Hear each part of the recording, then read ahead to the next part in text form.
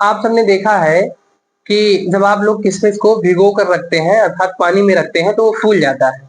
और सेम ऐसे ही आपने चने को क्या किया है, पानी में डाला है तो देखते हैं 2-4 घंटे बाद चना फूल जाता है। इसके पीछे क्या कारण है? इसके पीछे एक साइंस है जिसे हम क्या कहते हैं, परासरण। ठीक है, तो अपने इस वीडियो में जो कि क्लास 12th का एक चैप्टर चल रहा है हमारा, इसमें हम समझेंगे परासरण के बारे में। ठीक है, अभी आपको सारा रीजन पता चल जाएगा। ठीक है, आप अपने हमारे वीडियो में लास्ट तक बने रहिए। क्या टॉपिक है हमारा? परासरण। क्या है? परासरण। परासरण, ठीक है, इसे ऑस्मोसिस कहते हैं। ऑस्मोसिस, ठीक है, परासरण। देखते हैं परासरण होता क्या है। देखिए, परासरण का मतलब है कि परासरण की क्रिया में क्या होता है कि एक विलायक होता है और एक विलयन होता है। तो परासरण की क्रिया में जो विलायक के अणु होते हैं वो विलयन में जाने लगते हैं। हम आपको समझा रहे हैं। अभी हमने आपको क्या कहा कि हम किशमिश को पानी में रख रहे हैं। ठीक है, ये हमारे पास क्या है? किशमिश। ये क्या है? किशमिश है। ठीक है, किशमिश। और ये क्या है? पानी। किशमिश को हमने कहाँ रखा? पानी में। ये पानी है, बात समझ में आ रहा है? और ये है किशमिश। ठीक है, अब देखिए, ये जो किशमिश है ना, ये किशमिश अभी मुरझाया हुआ है। किशमिश अभी कैसा है? मुरझाया हुआ। पानी में रात भर रखेंगे तो यही किशमिश और फूल जाएगा और फूल कर बड़ा हो जाएगा। ठीक है, ऐसा क्यों?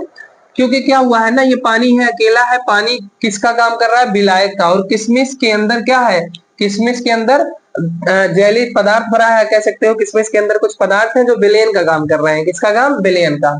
तो होता क्या है, ये जो पानी है ना, ये पानी निकल कर इस विलायक से, पानी चूंकि अकेला है तो विलायक है, इस विलायक से निकल कर किशमिश के अंदर जाने लगता है।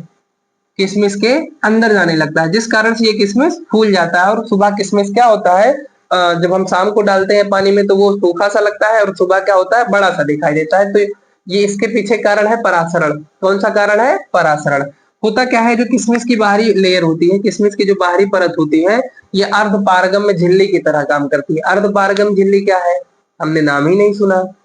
अर्धपारगम झिल्ली को सेमी परमेबल मेम्ब्रेन भी कहते हैं। अर्धपारगम झिल्ली का काम क्या होता है कि ये क्या करती है कि विलायक के जो अणु होते हैं उसको विलयन में जाने देती है। अर्धपारगम झिल्ली का काम क्या होता है कि विलायक के अणुओं को विलयन में जाने देती है। ठीक है, तो ये पानी क्या है? विलायक।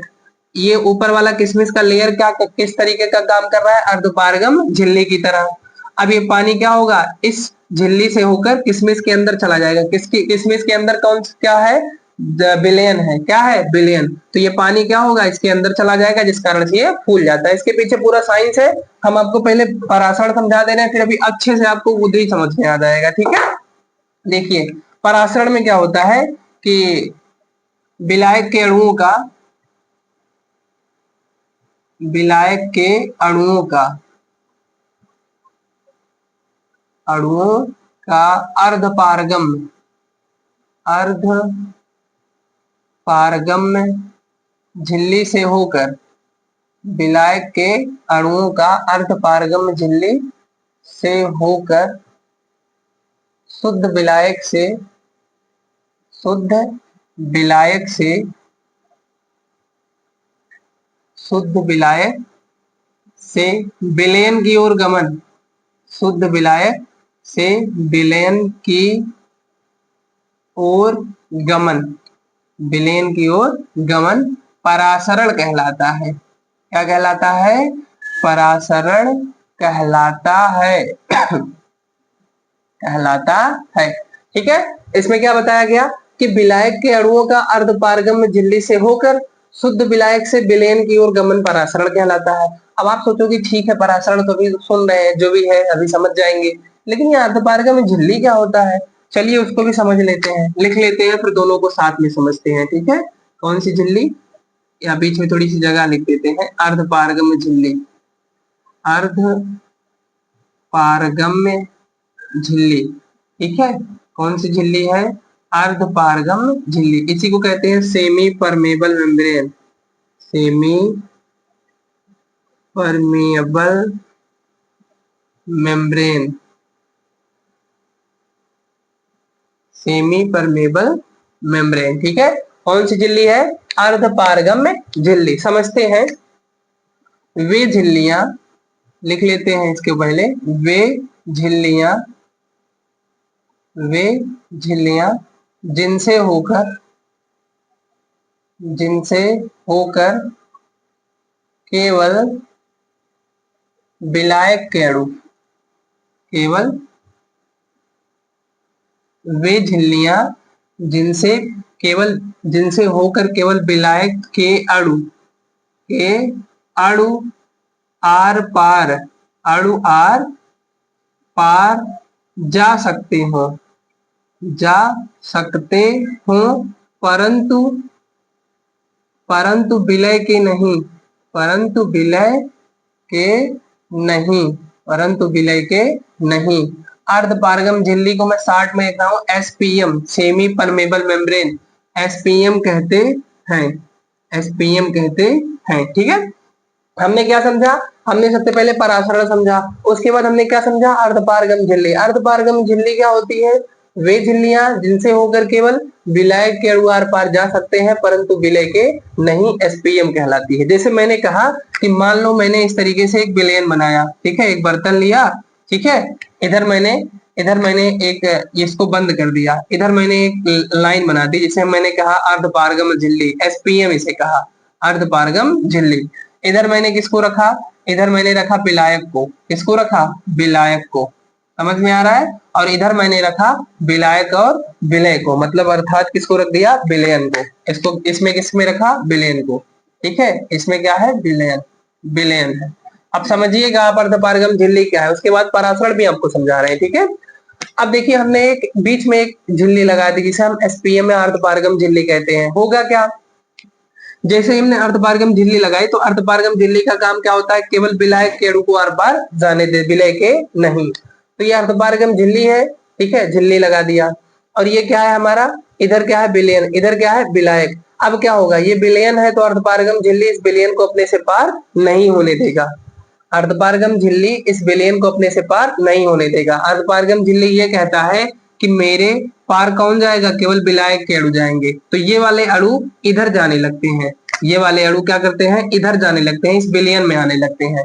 क्यों? क्योंकि अर्धपारगम झिल्ली ऐसा होता है जो केवल विलायक के अणु को ही अपने से आर पार जाने देगा, विलय के नहीं। तो इस विलयन में विलय के अणु भी मिले हैं, इसलिए विलयन के अणु इधर नहीं जाएंगे जबकि विलायक के अणु इधर जाएंगे। ये अर्धपारगम झिल्ली की खासियत होती है। ठीक है, तो इस तरीके से अर्धपारगम झिल्ली काम करता है हमारा। वे झिल्लियां जिनसे होकर केवल विलायक के अणु आर पार जा सकते हैं परंतु विलय के नहीं।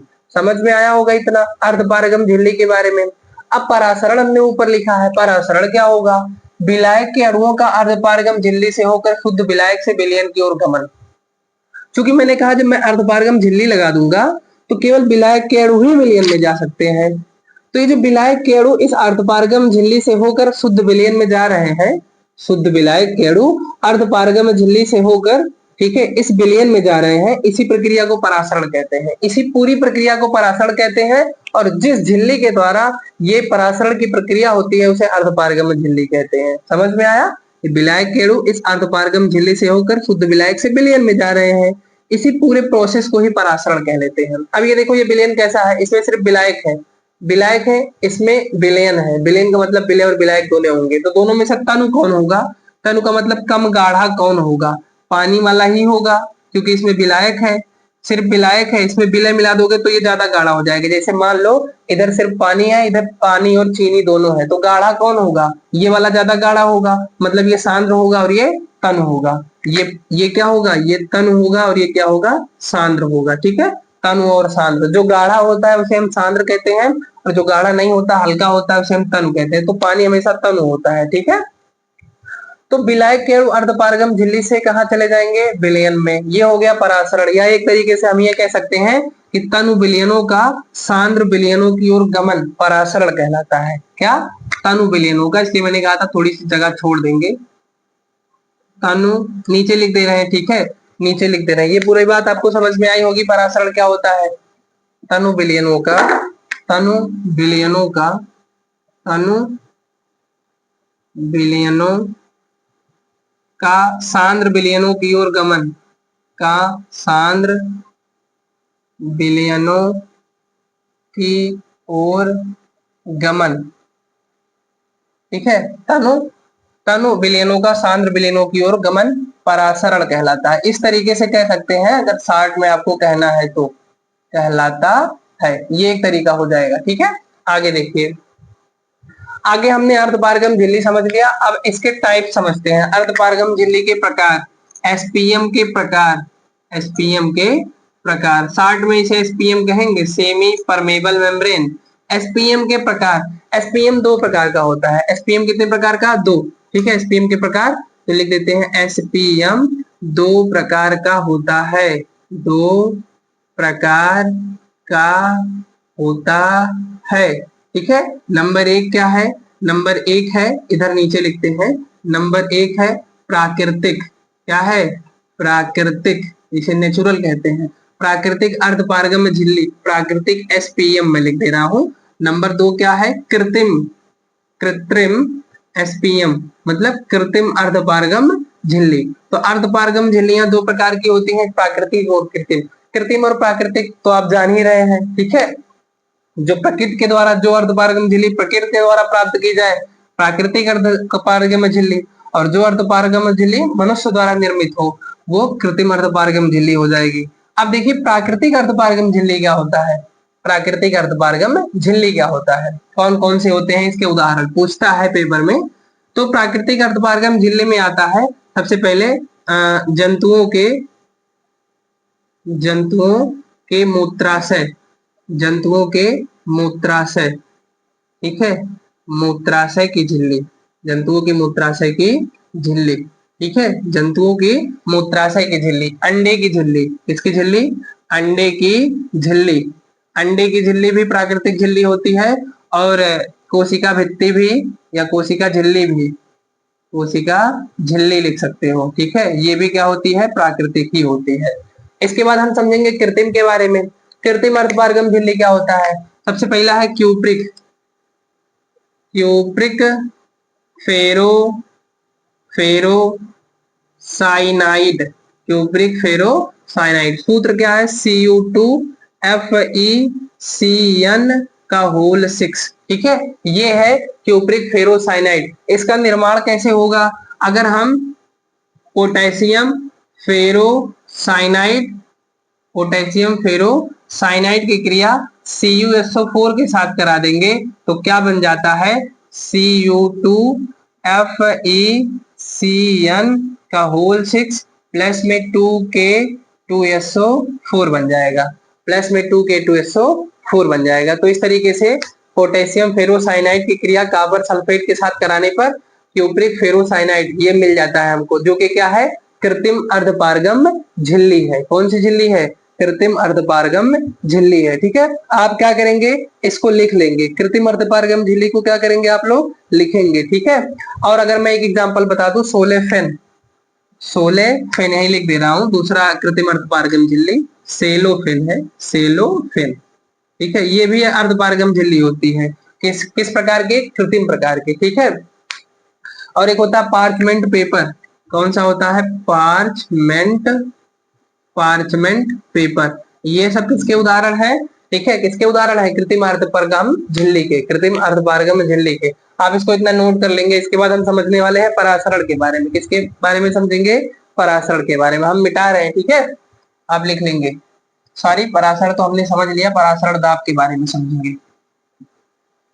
हमने समझा परासरण, अब हम समझने वाले हैं परासरण दाब। क्या समझने वाले हैं? परासरण दाब। ऑस्मोटिक प्रेशर, ऑस्मोटिक प्रेशर,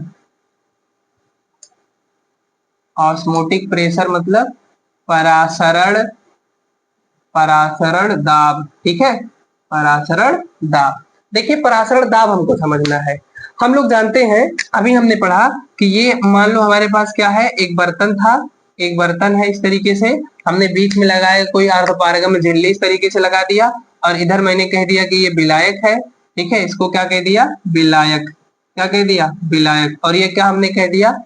इधर हमने क्या कह दिया? विलयन। क्या कह दिया? विलयन। मतलब इसमें विलय और विलायक दोनों रहेंगे। ठीक है, ये विलय और विलायक दोनों रहेंगे। इस तरीके से हमने बनाया। ये क्या है? एसपीएम है, एसपीएम अर्धपारगम झिल्ली द्वारा इनको जोड़ दिया। हमने कहा कि क्या होता है कि अर्धपारगम झिल्ली से केवल विलायक केवल विलयन में जाते हैं। इसी पूरे प्रोसेस को ही ऑस्मोसिस कहते हैं। मतलब क्या कहते हैं? परासरण कहते हैं।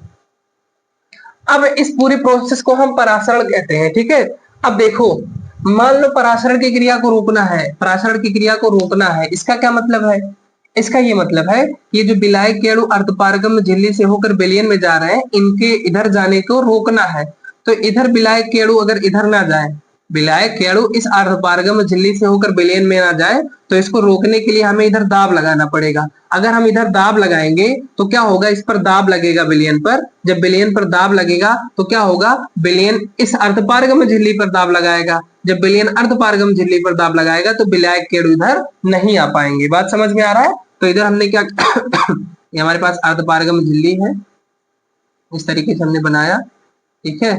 और इधर हमने लगा दिया कोई पिस्टन लगा दिया, इस तरीके से। क्या लगा दिया? पिस्टन, ठीक है।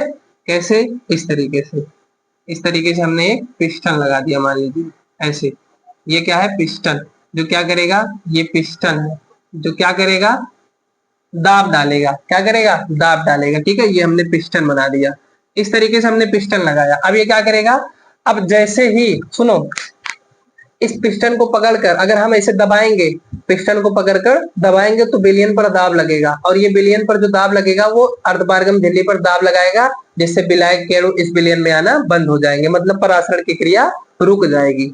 परासरण की क्रिया क्या हो जाएगी? रुक जाएगी ना भाई। जब ये विलायक के अणु इधर नहीं आएंगे तो परासरण की क्रिया रुक जाएगी, और जो परासरण की क्रिया रुक जाएगी उसके लिए जितना दाब लगाया गया है, यही जितना दाब लगाया गया है कि ताकि परासरण की क्रिया रुक जाए, उसी दाब को परासरण दाब कहते हैं। उसी दाब को क्या कहते हैं? परासरण दाब। हमने क्या कहा, फिर से हम समझा दे रहे हैं। हम जानते हैं कि परासरण की क्रिया में विलायक के अणु अर्धपारगम झिल्ली से होकर विलयन में प्रवेश करते हैं। यदि हमें विलायक के अणुओं को इधर प्रवेश करने से रोकना है तो इधर हम पिस्टन लगा के दाब डालेंगे। जब दाब डालेंगे तो क्या होगा कि जो विलायक के अणु इधर से इधर आ रहे थे उनका आना बंद हो जाएगा, क्योंकि अब इधर प्रेशर पड़ रहा है। समझ में आ रहा है? तो विलायक के अणुओं का अर्धपारगम झिल्ली से विलयन में आने को रोकने के लिए इस पिस्टन द्वारा जितना दाब लगाया गया वही दाब परासरण दाब कहलाता है। वही दाब क्या कहलाता है? परासरण दाब कहलाता है। बात समझ में आ रहा है? यहां मैं लिख दूं कि परासरण की क्रिया को रोकने के लिए, परासरण परासरण की क्रिया को रोकने के लिए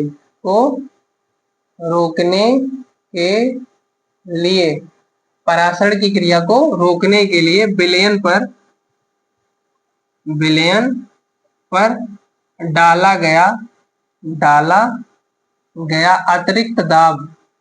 गया अतिरिक्त दाब क्या कहलाता है? परासरण दाब कहलाता है। परासरण दाब कहलाता है, ठीक है। क्या हो गया, हमने क्या लिख दिया कि परासरण की क्रिया को रोकने के लिए विलयन पर डाला गया अतिरिक्त दाब परासरण दाब कहलाता है। यहाँ देखिए, विलायक के अणु अर्धपारगम झिल्ली से होकर विलयन में जा रहे थे। अब विलायक के अणुओं को विलयन में जाने से रोकना है, अर्थात परासरण की क्रिया को रोकना है। तो परासरण की क्रिया को रोकने के लिए हमने पिस्टन द्वारा दाब लगाया। तो परासरण की क्रिया को रोकने के लिए पिस्टन द्वारा जितना विलयन पर दाब लगाया जाएगा, वही जो लगाया गया दाब है वही परासरण दाब कहलाएगा। दाब क्यों लगाया जा रहा है? ताकि परासरण की क्रिया रुक जाए, अर्थात विलायक के अणु इस विलयन में प्रवेश ना कर पाए। समझ में आया होगा? आप ऐसे सेम बना लेंगे, ठीक है। ये जो मैंने बनाया है फिगर, आप ऐसे सेम इसको बनाएंगे। ये अर्धपारगम झिल्ली है, अर्धपारगम झिल्ली, ठीक है। आप क्या करेंगे, सेम ऐसे ऐसे बनाएंगे इसको, इस अर्धपारगम झिल्ली को। ये पिस्टन है, ये क्या है? पिस्टन, ठीक है। ये हो गया। अब हम देखेंगे कि परासरण दाब जो है इसका फार्मूला कैसे ज्ञात किया जाता है, जो कि पेपर में पूछा जाता है। चलिए देखते हैं।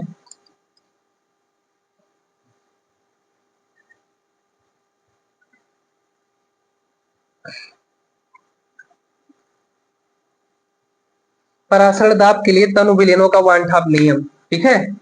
तनु विलयनों का वानठाप नियम, इसके लिए परासरण दाब के लिए तनु विलयनों का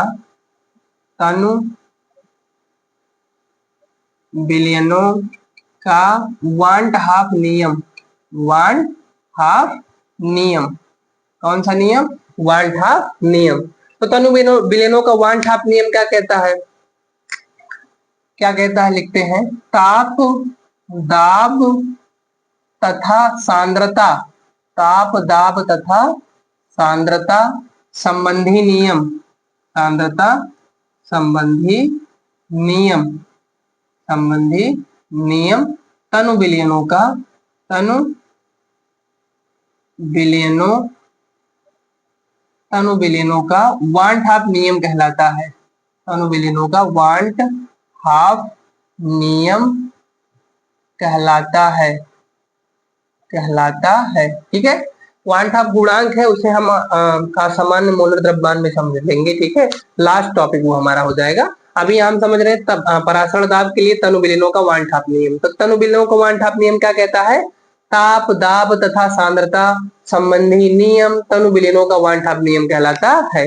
अब तनु विलयनों का वांट हाफ नियम समझने के लिए हमें 3 नियम पढ़ने हैं। कौन कौन सा? बायल का नियम सबसे पहला, दूसरा है चार्ल्स का नियम, और तीसरा है आदर्श विलयन का नियम। ठीक है, जो आदर्श विलयन हम लोग पढ़ चुके हैं। तो सबसे पहले लिखते हैं ताप दाब सांद्रता संबंधी नियम तनु विलयनों का वांट हाफ नियम कहलाता है। ठीक है, अब तनु विलयनों का वांट हाफ नियम 3 तरीके से समझ सकते हैं। सबसे पहले आता है तनु विलयनों का वांट हाफ नियम ज्ञात करना।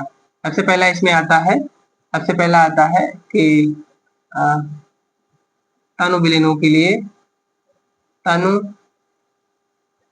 विलयनों के लिए बायल का, तनु विलयनों के लिए बायल का वांट हाफ नियम, बायल का वांट हाफ नियम। तनु विलयनों के लिए किसका वांट हाफ नियम है? बायल का वांट हाफ नियम। ठीक है, देखो हमें 3 नियम समझने हैं। सबसे पहला नियम है तनु विलयनों के लिए बायल का वांट हाफ नियम। बायल का नियम क्या कहता है कि तनु विलयनों का परासरण दाब, तनु विलयनों का, या ऐसे लिख देते हैं स्थिर ताप पर, स्थिर ताप पर, स्थिर ताप पर तनु विलयनों, स्थिर ताप पर तनु विलयनों का वांट हाफ नियम, तनु विलयनों का वांट हाफ नियम।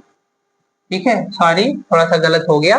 स्थिर ताप पर तनु विलयनों का परासरण दाब, तनु विलयनों का परासरण दाब, परासरण दाब उसके सांद्रता के, उसके सांद्रता के समानुपाती होता है, सांद्रता के समानुपाती होता है, सांद्रता के समानुपाती होता है। हमने क्या लिखा? तनु विलयनों के लिए बायल का वांट हाफ नियम। बायल का वांट हाफ नियम क्या क्या कहता है? स्थिर ताप पर तनु विलयनों का जो परासरण दाब होगा, अर्थात परासरण दाब P, वो परासरण दाब उसके सांद्रता, सांद्रता मतलब C के अनुक्रमानुपाती या समानुपाती होता है। समीकरण नंबर 1 समझ में आया? परासरण दाब जो होगा स्थिर ताप पर परासरण दाब होगा, सांद्रता के समानुपाती होगा। नंबर 2 आता है चार्ल्स का नियम। किसका नियम? चार्ल्स का नियम। किसका नियम है? चार्ल्स का नियम। ठीक है, समझते हैं चार्ल्स ने क्या बताया। चार्ल्स बाबा चार्ल्स ने कहा कि स्थिर सांद्रता पर, स्थिर सांद्रता, वहां ताप स्थिर था, यहाँ सांद्रता स्थिर होगी। स्थिर सांद्रता पर परासरण दाब जो होता है, परासरण दाब जो होता है, ठीक है, परासरण दाब उसके परम ताप के, उसके परम ताप के समानुपाती होता है, परम ताप के समानुपाती होता है, परम ताप के समानुपाती होता है। ये हो गया। मतलब इन्होंने कहा कि जो परासरण दाब होगा वो उसके परम ताप अर्थात कैपिटल T के समानुपाती होगा। समीकरण नंबर 2। अगला नियम क्या है? 2 नियम हो गया, 3 नियम बताया था। तीसरा नियम क्या है? तनु विलयनों के लिए आदर्श विलयन का वांट हाफ नियम।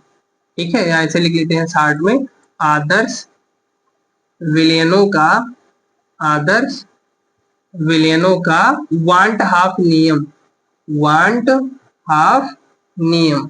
अब आदर्श विलयनों का वांट हाफ नियम क्या कहता है? आदर्श विलयन होते क्या है पहले ये लिख लेते हैं। वे विलयन, वे विलयन, वे विलयन जो बायल, जो बायल तथा चार्ल्स, जो बायल तथा चार्ल्स के नियम का, के नियम का पालन करते हैं, नियम का पालन करते हैं, आदर्श विलयन कहलाते हैं, आदर्श विलयन कहलाते हैं, आदर्श विलयन कहलाते हैं। आदर्श विलयन कौन कहलाएगा? आदर्श विलयन कौन कहलाएगा? वे विलयन जो बायल और चार्ल्स के नियम का पालन करेंगे। तो बायल का नियम क्या है? सबसे पहला P प्रोपोर्शनल C, समीकरण नंबर 1। चार्ल्स का नियम क्या है? P प्रोपोर्शनल T, समीकरण नंबर 2। आदर्श विलयन क्या होता है? जो इन दोनों के नियमों का पालन करे। ठीक है, तो क्या लिखेंगे? समीकरण 1 व 2 से, समीकरण 1 व 2 से क्या हो जाएगा? P प्रोपोर्शनल क्या हो जाएगा? P प्रोपोर्शनल, यहाँ C है, यहाँ T है, तो CT हो जाएगा। P proportional CT। सभी लोगों को पता है कि प्रोपोर्शनल का चिन्ह हटता है तो एक अनुक्रमानुपाती नियतांक आता है। यहाँ क्या आ जाएगा? R। तो P बराबर RCT या CRT, CRT। ठीक है, अब CRT हो गया। R क्या है? R एक नियतांक है, लिख देते हैं जहां R गैस नियतांक है। कौन सा नियतांक है? गैस नियतांक है। जहां R एक नियतांक है जिसे गैस नियतांक कहते हैं। R का मान होता है R बराबर 0.0821 0.0821 litre ATM, litre ATM kelvin पे पावर -1 और मोल पे पावर -1 होता है। केल्विन पे पावर -1 और मोल पे पावर -1 होता है। तो P बराबर क्या हो गया? CRT। R क्या है? एक अनुक्रमानुपाती नियतांक जिसे हम गैस नियतांक कहते हैं। क्या कहते हैं? गैस नियतांक। इसका मान कितना होता है? 0.0821 लीटर एटीएम केल्विन पे पावर -1 और मोल पे पावर -1। ये हो जाएगा। हम जानते हैं C क्या है? सांद्रता। C क्या है? सांद्रता। चलिए आप इसको लिख लेंगे इतना। ठीक है, अब हम मिटा रहे हैं इसको और ऊपर बाकी चीजें लिख रहे हैं। क्या है? C क्या है? सांद्रता। फार्मूला हमारे पास क्या आ गया? P बराबर CRT। जहां C क्या है? सांद्रता। सबको लिख दे रहे हैं। P परासरण दाब। P क्या है? परासरण दाब है। ठीक है, R क्या है? गैस नियतांक है, गैस नियतांक है। C क्या है? सांद्रता है। C क्या है? सांद्रता। T क्या है? परम ताप है। इसका मान किसमें होगा? मात्रक किसमें होगा? केल्विन में, परम ताप का मात्रक। ठीक है, ये हो गया। अब आप सबको पता है कि C मतलब सांद्रता। सांद्रता बराबर होता है N/V। N क्या है? मोल, और V क्या है? आयतन। मोल बटे आयतन होता है। सांद्रता C बराबर क्या होता है? मोल बटे आयतन, N/V होता है। तो जहां C है वहां मैं N/V रख दूंगा, यहाँ रख रहा हूं। जहां C है वहां N/V रख रहा हूं। तो P बराबर क्या आ जाएगा? N/V/RT। V को उधर भेज देंगे तो PV बराबर NRT। क्या आ जाएगा? PV बराबर NRT। आदर्श गैस समीकरण बन गया। ठीक है, P बराबर क्या बन गया? PV बराबर NRT बन गया। V क्या है? V क्या है? V है आयतन विलयन का। किसका आयतन? विलयन का। N क्या है? मोल। R क्या है? Gas constant. T क्या है? परम ताप। P क्या है? परासरण दाब। ये देखो, मोल है बटे में आयतन। मोल बटे आयतन को ना हम कहीं ना कहीं मोलरता पढ़े हैं तो मोलरता ही कहते हैं। सांद्रता यानी मोलरता हो गया। समझ में आया होगा इतना। आगे N मतलब मोल, N मतलब मोल, और मोल बराबर क्या होता है? भार बटे अणुभार, मतलब स्मॉल w बटे m, स्मॉल m मैं लिख सकता हूँ। ठीक है, भार बटे अणुभार। तो N की जगह w बटे m लिख रहा हूँ, तो PV बराबर क्या हो जाएगा? w बटे m RT। समझ में आ रहा है? ये इस तरीके से फार्मूला बन जाएगा। P क्या है? परासरण दाब। V क्या है? आयतन। W क्या है? विलय का भार। M क्या है? विलय का अणुभार। R क्या है? गैस नियतांक है। T क्या है? परम ताप है। तो ये फार्मूला आपको अच्छे से समझ में आ गया होगा। ठीक है, इसके आगे जो हम पढ़ने वाले हैं, क्या पढ़ेंगे कि परासरण दाब कैसे ज्ञात किया जाता है। आखिर परासरण दाब ज्ञात करने की कोई तो कोई विधि होगी, जैसे हम परासरण दाब ज्ञात कर सकते हैं। तो अगली विधि पढ़ेंगे जो कि हमारी बर्कले हार्टले विधि, जो इंपॉर्टेंट है। ठीक है, उसके बाद हम परासरण विलयन, परासरण के प्रकार पढ़ेंगे। सम परासरी विलयन, अति परासरी विलयन, इन सब के बारे में। ठीक है, धन्यवाद।